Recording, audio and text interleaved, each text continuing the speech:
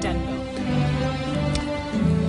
Greg, could you imagine all these Ivy League schools? Most people would be happy just getting into one. Our next guest got into all 8, plus Stanford. She's really, really smart, and we're getting to know her. She's really, really nice, too. Ifeoma White-Thorpe, 17 years old, about to wrap up high school and start an illustrious career in college and beyond. Welcome to Good Day New York. Congratulations. When did you get the news? I got the news last Thursday. So what happened? Did you get it online? Did you get it in the mail? So I got email notifications to check my portals for all the schools, and I decided, okay, it's 5 o'clock. I'm just going to check them all, went in alphabetical order, and bam. And what was your reaction? It was shock, obviously. I don't think anyone goes in applying to all of these schools expecting to get in.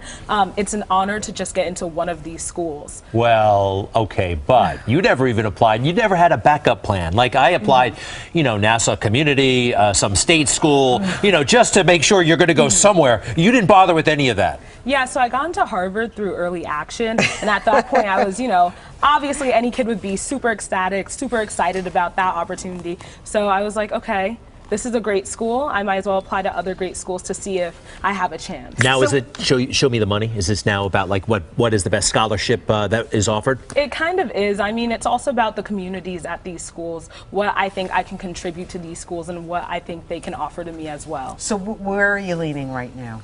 I'm not leaning anywhere right now. I'm just looking to see who has the best programs. I want to go into, I intend to major in biology, and I want to go to med school eventually, so it's also about like who has the best pre-med track. Huh. So tell me about your parents. Were they over the moon? I'm not sure who was more excited, me or my parents. I was about to say, you know, it's really, you know, I know it's you going to college, but really the parents live vicariously through their kids. Of course, yeah. So your parents? Oh yeah, my parents were so excited. My parents, they screamed. I have an older brother too, and when I told him I was with him when I found out about Stanford, he picked me up and hugged me, and he was like, oh my goodness. All right, so Ifeoma, now obviously you have great grades, great test scores. What about extracurricular activities? What did you put down there? What do you think they really responded to? Because those admissions counselors, let's face it, they're snobs. They can be. Well, I'm grateful for them for accepting me. Right, don't get her in any trouble.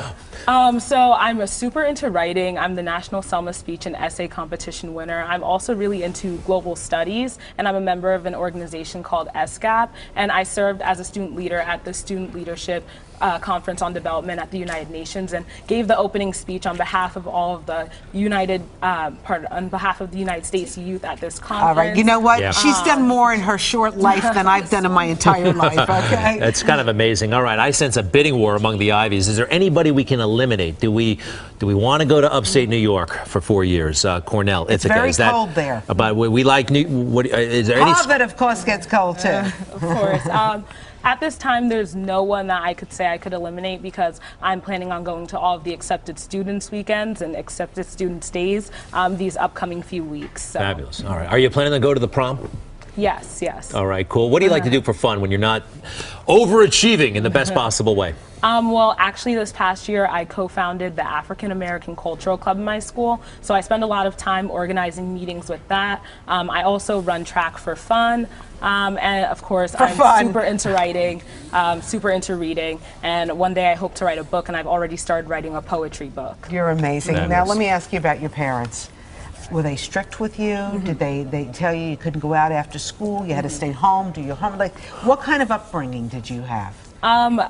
Some people would call them strict. I would say they raised me with so much love and diligence. When I was growing up, my parents wouldn't let my brother and I watch TV. My dad used to read with my brother and I every night, so I started reading at a very young age. My parents really pushed my brother and I to succeed, not for them, letting us know it's not for them, but it's for us and those who are going to come after us.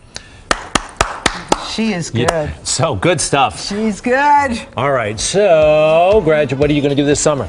This summer, I'm not sure yet. I'm currently looking for an internship, hopefully in the STEM field. In the STEM? I was going to say maybe we could get her an internship here, so at least we could see her. And hey, I love writing too, so I'm you all never for know. it. Lou Leone, you know, Lou Leone went to Princeton.